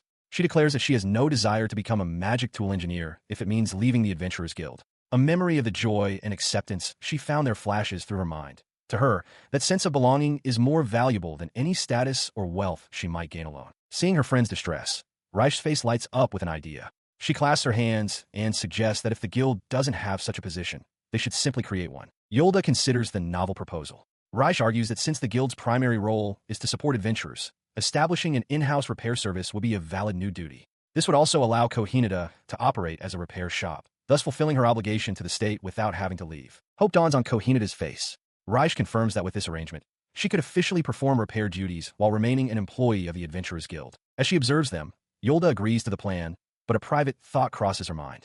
While this solves the immediate problem, she muses that simply keeping someone of Setsu's potential confined to the role of an adventurer might not be in the guild's best interest. She explained that if Kohineta were to leave the guild, she could easily find success by opening her own repair shop or dedicating herself to research. Despite these possibilities, Kohineta looked up with wide, determined eyes and declared that she still wanted to stay here. Hearing this, Yolda accepted her decision.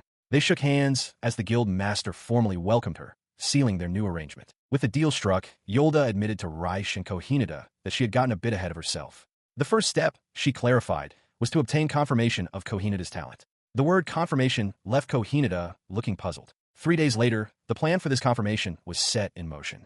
Inside a carriage, Kohineta sat nervously, her hands growing cold. She realized the surest way to verify her aptitude was to be assessed by another magic tool engineer, a thought that brought on a familiar anxiety, like the stress of high school entrance exams. Yolda explained the process. Once her talent was confirmed, the guild would handle the national registration, after which she would need to become an apprentice.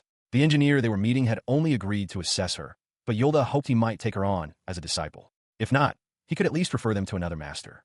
As Yolda spoke, Kohineta tried to calm her nerves by covertly performing a ritual for luck. Upon their arrival, the magic tool engineer made his entrance. He was a strikingly handsome man named Michael Heinrich.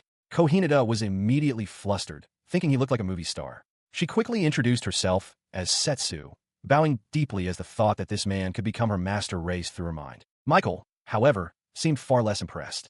He sat with an air of impatience, stating he was busy and wanted to get this over with. He remarked that confirming her talent should be a simple matter, all while wondering aloud why she had come to him in the first place. In response to his curt demeanor, Kohineta felt a flash of irritation. The test began. Michael gestured to a line of items on the table and instructed her to arrange them in order of least wear and tear. As she began, Michael scoffed, questioning how she could possibly know and accusing her of trying to fool him. He dismissed her as just another fraud pretending to be a magic tool engineer. Unfazed, Kohineta simply asked him to check her work properly. He glanced down, and his arrogance shattered. Michael was utterly stunned, breaking into a cold sweat as he realized his foolishness. He couldn't comprehend how she had identified such a subtle difference in a single instant. Having finished, Kohineta bowed and asked, "How was it?" Still reeling from his discovery, he presents Kohineta with a disassembled magic tool and asks where a specific component should be placed. As she points out the correct spot, he observes her handling the pieces, thinking her movements are as unervingly precise as someone menacingly tapping tongs against bread. Later, in a meeting with the guildmaster and Raish, Michael reports that Kohineta seems to have run out of magic. Kohineta confirms this, explaining that she can't yet differentiate between the magic used for charging and the magic used for repairing, and she fears she might accidentally repair the device when only a charge is needed. With a dismissive air, Michael orders an attendant to bring him that item. His sudden command leaves Kohineta and the guild master looking on in confusion. The item is brought to him, a delicate, flower-like material known as firefly grass. Holding it, Michael's expression darkens as he murmurs that something is very strange. He thrusts the firefly grass towards Kohineta, instructing her to observe the tool's wear rate. The moment she touches it, a brilliant flash of light erupts as the flower is instantly absorbed into the magic tool, leaving Michael utterly astonished. Kohineta begins to explain the theory of repair. She states that repairing magic tools requires specific materials matching the tool's elemental property, like firefly grass for lamps or water crystals for purification devices, because the tool's inherent elemental magic must be replenished. She notes that a standard magic stone's power is non-elemental, useful only for charging. Realizing she's never actually performed a repair, she resolves that she has no choice but to try. Closing her eyes in concentration, she pours her energy into the device. It flares to life with a brilliant, crackling light, the raw power of her magic flowing into every component. The light subsides, and Kohineta, looking slightly dazed, triumphantly announces that she has done it. Michael stares, utterly dumbfounded. He realizes this is a monumental development, a problem that transcends mere talent. Seated once again with Kohineta and Raish, the guildmaster delivers the official assessment with gravity. Kohineta's ability completely ignores elemental properties. While Kohineta expresses disbelief, Michael explains the profound implications. Her method of repair means she doesn't need rare, specific materials. This suggests she could potentially fix even legendary-class magic tools whose required components are unknown. He looks at her with newfound awe, declaring that she possesses an extremely rare talent. She had almost forgotten, but Reich reminds Michael Heinrich that Kohineta's skills extend beyond repair. she can also distinguish duds among thrown projectiles. Michael latches onto this new piece of information, questioning the term duds. He recoils in shock, realizing this must be the reason for the low failure rates he'd heard about. A talent of this magnitude, he thinks, should have been reported to the state immediately. He declares that she should be summoned to the royal palace for a research position, then demands to know who she truly is. Kohineta turns away, refusing to answer. She blurts out that she hates the royal palace and absolutely will not go, stunning Reich. Michael, perplexed, asks why she would refuse such an honorable post. She continues, her voice filled with contempt, declaring that she hates royalty and nobility. The words hang in the air before she realizes her mistake. The man she just insulted is himself a noble. He considers her words for a moment, his expression unreadable. "I see," he says calmly. Then, there is no other way. His cryptic statement sends a ripple of shock through the room. As Reich and Yolda look on in disbelief, Michael closes the distance to Kohineta and takes her hand, murmuring that if that's the case, he'll have to. He brings her hand to his lips, his gaze intense, and makes an utterly unexpected request. "Marry me." He then drops to one knee before the stunned Kohineta, formally kissing her hand as Reich and Yolda watch in complete shock.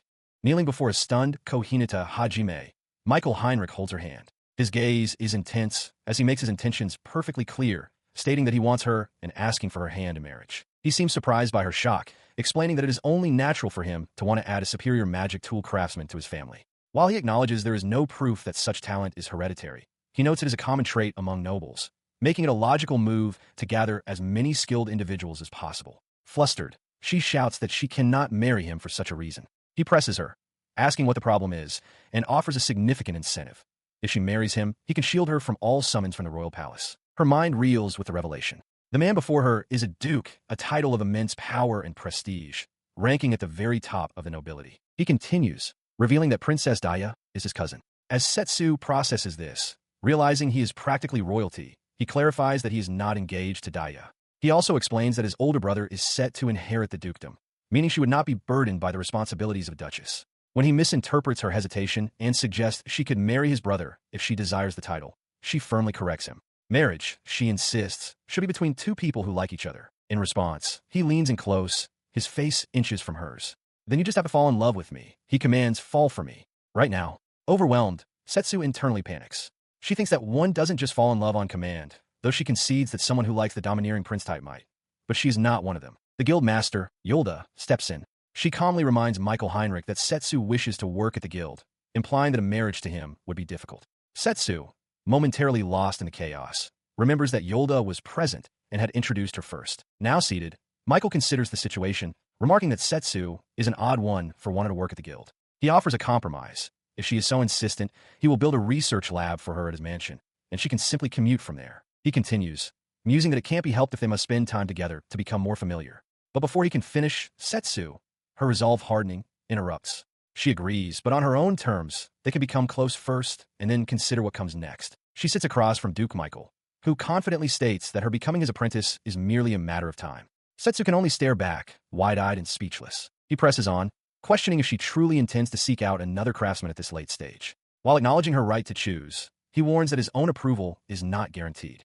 The guildmaster, Yolda, interjects, agreeing that requesting the Duke's tutelage would be the best course of action, especially if he allows her to continue her work at the guild. As the weight of their words sinks in, Setsu's expression fills with anxiety. Yolda explains that if other nobles were to discover the unique nature of Setsu's abilities, they would likely try to intervene. She adds that the Duke's patronage would shield her from the ensuing power struggles, a realization that makes Setsu understand the situation has escalated far beyond her control. Overwhelmed by this new information, she firmly states that she cannot make a decision right away. She wants to learn about the other available magic tool craftsmen before committing to anything. In response to her hesitation, Duke Michael agrees to have a list of other craftsmen prepared. He then adds a condition. To make a formal request, she'll need a letter of self-recommendation, and he pointedly asks if she can even write. Flustered, Setsu admits she cannot, prompting the Duke to offer to send someone to assist her. His offer makes her wonder why he would go to such lengths, suspecting he might be manipulating events for his own gain. Yolda reassures her, stating that choosing a master is a lifelong decision and caution is warranted. Michael then clarifies his dual motivations. As a noble, he desires marriage, but as a senior craftsman, he simply wishes to help her. He concludes with supreme confidence, declaring that no matter what, she will ultimately choose him, leaving Yolda and Reich impressed. Afterwards, Yolda and Reich discuss the Duke. Reich, whom Yolda calls Kirsan, reflects that while he initially seemed arrogant and his marriage proposal was aggressive, he was also surprisingly patient during her tool examination and has been helpful regarding her apprenticeship. She begins to wonder if he might be a good person after all. Her budding positive assessment is immediately shot down by Yolda, who bluntly declares, no, not at all. She clarifies that he is completely outside her range of interest, as she prefers older men. Beside her, Setsu agrees with a flat, unimpressed expression. As the meeting concludes, Duke Michael rises to depart. He instructs them to contact him once they have chosen a candidate from the list, at which point he will send someone to write the necessary recommendation. He assures them the list will arrive within days, and that his people will handle the certification process. Yolda and Setsu formally thank him for his time. She watches his carriage depart down the street, reflecting on his eccentric thought process. While his ideas seemed wild, she considers that they might not be unusual for a noble in this world. The encounter leaves her acutely aware of how little she understands about this new reality, its customs, its magic tools, and even its views on marriage. She stands alone, a small figure against a vast emptiness, steeling herself for what is to come. From this moment forward, she understands her life is about to change in profound ways. With that resolve, she throws herself into the task.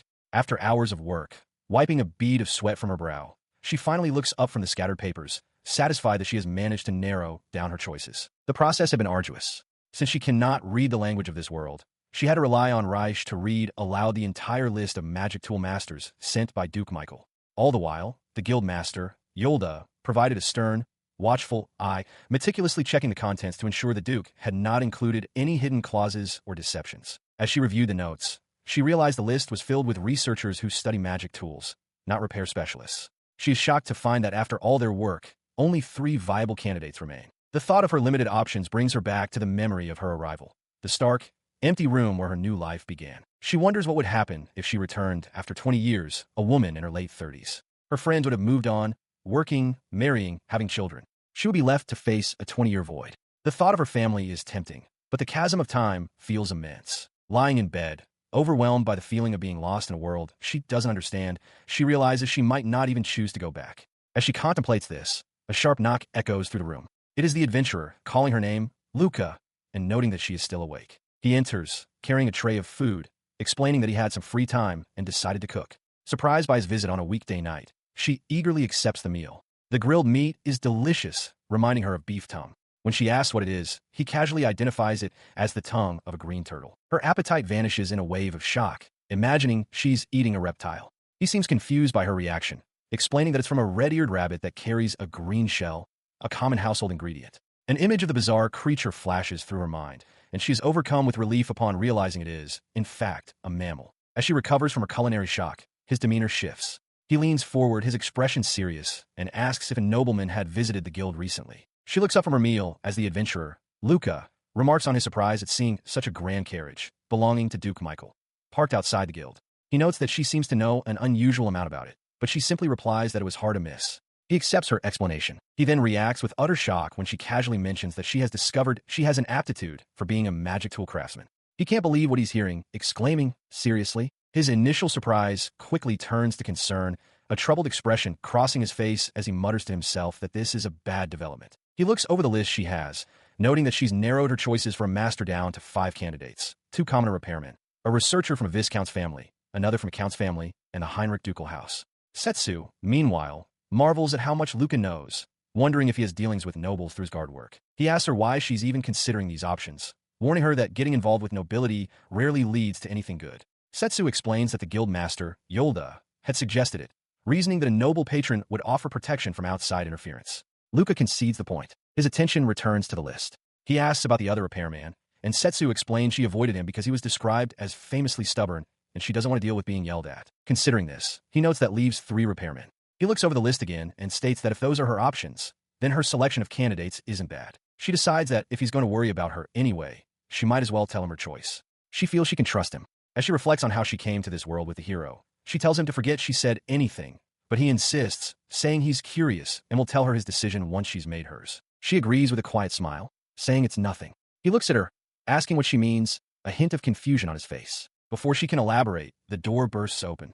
Michael Heinrich stands there dramatically, arms outstretched, and declares, "See, that's why I told you to choose me." He triumphantly proclaims himself as her master. As Michael Heinrich's declaration hangs in the air, Setsu's mind reels with humiliation.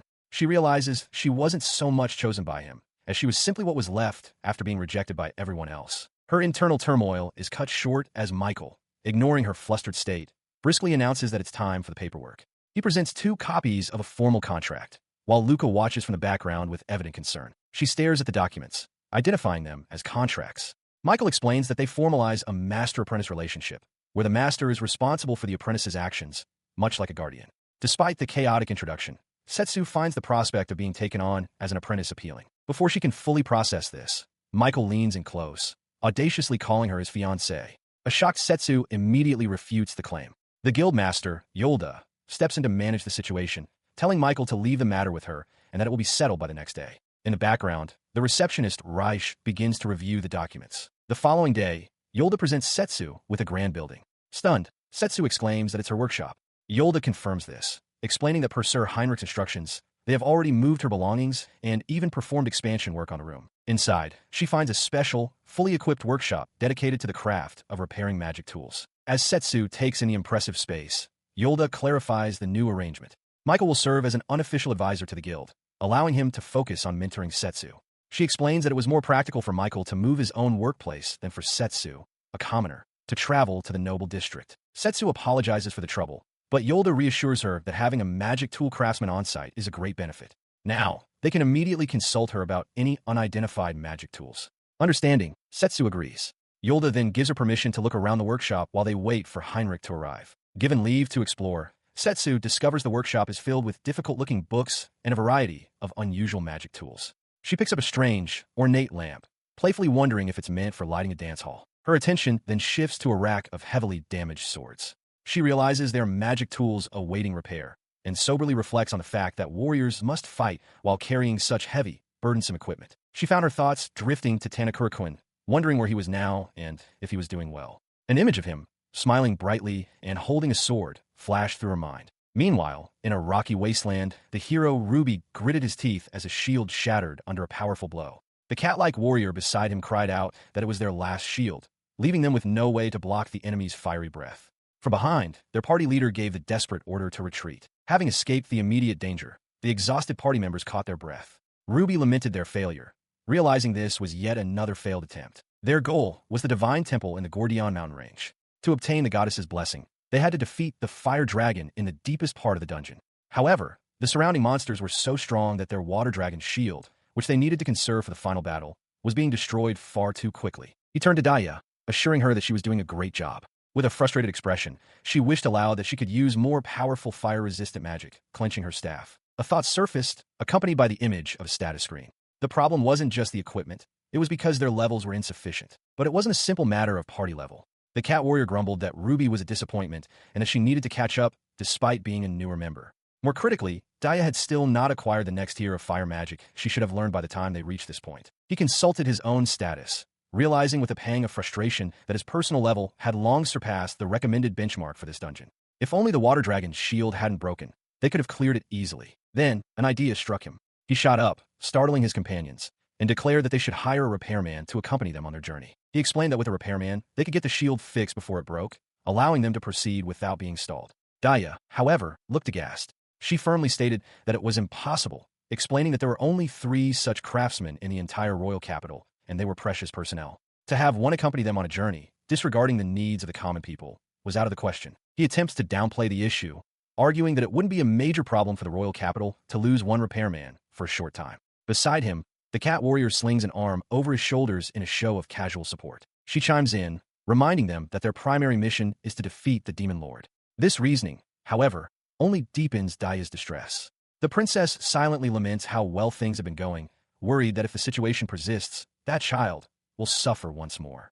The carefree attitude of her companions, who jokingly call her stingy, only adds to her frustration. Her expression hardens, her eyes filled with a quiet, firm resolve. Meanwhile, in a different location, Setsu stands in a room lined with bookshelves. Before her lies an impressive collection of glowing magic stones. A thought crystallizes in her mind. She must take action. Inside the guild, Kohinata rests her chin on her hands, lost in thought. She muses on Michael's absence, wondering if he will come today. A pang of longing for her old world surfaces as she wishes she had a smartphone to send him a message. As time stretches on, her posture slackens with boredom. She had expected him to arrive in the afternoon, but the day has worn on with no sign of him, and she has no way to reach out. Just then, the door opens. Her expression brightens instantly as she sees Michael Heinrich standing there. "Michael-san," she exclaims. He apologizes for his tardiness, explaining that making certain arrangements took a bit of time. When she asks what he means, he reveals it was all to open a shop for her. Her own shop. Her eyes widen in utter disbelief. My own shop?" she stammers. He calmly meets her gaze, asking if becoming a repair person wasn't her goal. He clarifies the arrangement. She wouldn't be working as a guild employee, but rather operating her own repair business as an individual. The Adventurers Guild would simply form a business partnership with her. He explains the political necessity for this structure. If the Adventurers Guild had tried to run the repair business directly, it would have faced major opposition from the commercial guilds. By establishing her as an independent owner, they managed to get everyone to agree. The news causes her to worry. "Does that mean I can't stay in the guild anymore?" she asks, her voice filled with concern. He quickly reassures her, explaining that the shop will be built in a corner of the guild's first floor. She will accept requests at the front counter and perform the repairs in a second-floor workshop. He adds that her repair work shouldn't be so demanding as to interfere with her other guild duties, but if it becomes too much, they can adjust her workload with the guild master. Seeing her touched expression, he asks when she'd like to start. Before she can fully answer, he declares, "Tomorrow." She stares back, utterly stunned. "Tomorrow?" He then hands her a document. "This is the list of services," he states, adding that the first-floor shop will be finished by tomorrow as well. She stares at the paper, unable to process the script. He correctly guesses her predicament, noting that she probably can't read it. Leaning in close, Michael points to the list. He explains that the top line is for appraising an item's wear rate. Below that are the names of magical tools, starting with simple, easy-to-repair items like purification lamps and other everyday goods. His sudden proximity leaves Kohineta flustered. She examines the price list, her finger tracing a line of text. Looking up from the document, she points to one of the figures and asks with concern if the price isn't far too high.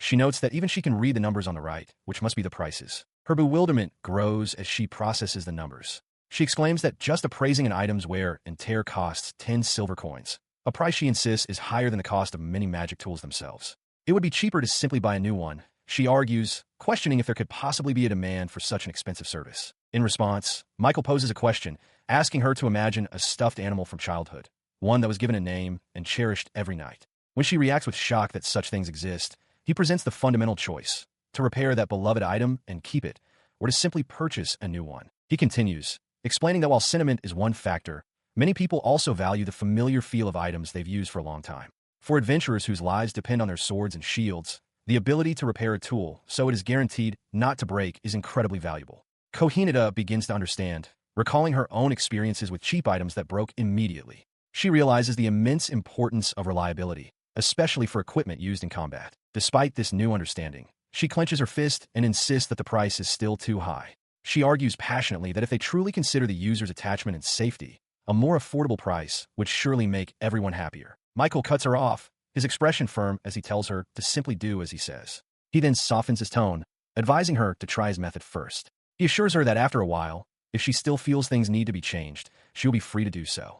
Seeing no other choice, Kohineta reluctantly agrees to follow his instructions for now. She internally fumes, thinking her new master is far too overbearing. Her thoughts are cut short as Michael's voice brings her back to the present, announcing that it is time to discuss the specific details of the business. He outlines the workflow from his seat at the desk. When a customer arrives, she is to show them the menu, accept their payment and magic tool, repair in the workshop, and then return it. As she listens, Kohineta reflects that she knows nothing yet, but she must trust that Michael has a reason for his strange actions and pricing. She resolves to listen carefully to his advice to avoid repeating the mistakes she made by acting on her own judgment. Michael adds another crucial rule. She must have customers use materials for all repairs. He strictly forbids her from using her own innate power to fix things, explaining that the potential effects on her health are still unknown and it is better to be cautious. Hearing his concern, she has a quiet realization. For all his demanding behavior, Michael is actually a very kind master. He concludes by telling her that her first priority is to learn the basics and establish a stable system for accepting orders. She looks toward Michael Heinrich, reflecting on her journey. She thinks to herself that if she hadn't met everyone, she would have likely died in a ditch, not even trying to live. She acknowledges that she could never have come this far on her own. Her expression brightens into a wide, genuine smile as she faces him directly. She offers her heartfelt thanks for everything he has done for her, especially for taking her on as his apprentice. He returns her gaze with a soft, knowing smile. He suggests that if she truly feels that way, then he would like her to marry him. Nearby, Iris sighs, thinking it's a shame. Marrying Michael would have guaranteed Kohineta a life without hardship. Kohineta, however, sits with quiet determination. She now understands that she can be useful to someone, and if there's something she can do, she wants to try. Michael concludes their meeting, telling her the explanation is complete for now and that she should rest well for her duties starting the next day. The following day, she stands before her new establishment, a sign clearly marking it as a repair shop. As she takes it all in, she notices Raish in the small crowd that has gathered. The guild receptionist looks on with tears in her eyes, marveling at how far Kohinata has come in such a short time. Her attention snaps to the crying receptionist. Startled, Kohinata calls out Raish's name and rushes to her side, apologizing profusely as she assumes she is the cause of her distress. Confused by the tears, Kohinata asks what is wrong. She takes Raish's hands and explains earnestly that it is thanks to Raish that she was able to become a repairer. She recalls how Raish's offer to work together gave her countless opportunities to handle magic tools, which in turn allowed her to discover her own innate talent. Raish's eyes well up once more, her voice thick with emotion. She tells Kohinata that she has it all wrong. It was Kohinata who made her into a magic tool specialist. She expresses her profound gratitude. Their emotional exchange is interrupted by Yolda, the guild master, who appears at the top of a nearby staircase. She advises them that while fostering friendship is fine, Mr. Heinrich is waiting for them upstairs. Kohinata looks up, her face a mask of shock as she realizes her tardiness. With a loud bang, she bursts through the door into the upstairs room. She shouts a hurried good morning and apologizes for being late. Michael Heinrich simply looks up from the small object he was examining, his expression calm and unreadable. He looks up from his work, his expression calm. Kohinata, standing before him, is taken aback. She had arrived later than Michael and expected him to be angry, thinking it was a junior's duty to arrive first. He simply asks her what is wrong. He then outlines her duties for the day. The shop's business hours are from the afternoon until evening. A notice is posted for customers to ring a bell for service, and until it rings, she is to wait upstairs.